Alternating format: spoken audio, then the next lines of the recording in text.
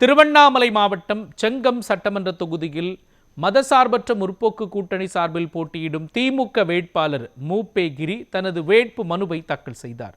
தொடர்ந்து செய்தியாளர்களுக்கு பேட்டியளித்த அவர், திமுக ஆட்சியில் செங்கம் தொகுதியில் பல்வேறு நலத்திட்டங்கள் நிறைவேற்றப்பட்டுள்ளதாகவும் 10 ஆண்டு கால அதிமுக ஆட்சியில் எதுவும் நடக்கவில்லை எனவும் குற்றம் சாட்டினார். மேலும் எண்ணற்ற திட்டங்களால் மதசார்பற்ற முற்போக்கு கூட்டணி செங்கம் தொகுதியில் அமோக வெற்றி பெறும் எனவும் நம்பிக்கை தெரிவித்தார்.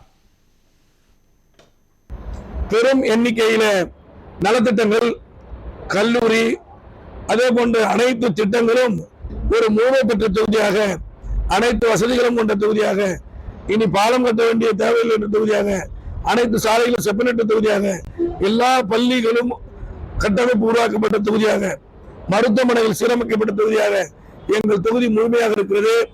எங்களை எதிர்த்து போட்டியிடுபவர்கள் என்பவர்கள் 10 ஆண்டுகள் செங்கத்துக்கு ஒரு செங்கல்லை கூட எடுத்து போடாதவர்கள், ஒரு ஜல்லிக்கல்லை கூட எடுத்து இந்த ஊருக்காக செய்யாதவர்கள், இந்த மக்கள் மீது அக்கறை இல்லாதவர்கள். ஆனால் மாண்புமிகு தமிழ்நாடு முதலமைச்சரோ அனைத்து திட்டங்களை சிறப்பாக செயல்படுத்தி இருக்கிறார்கள்.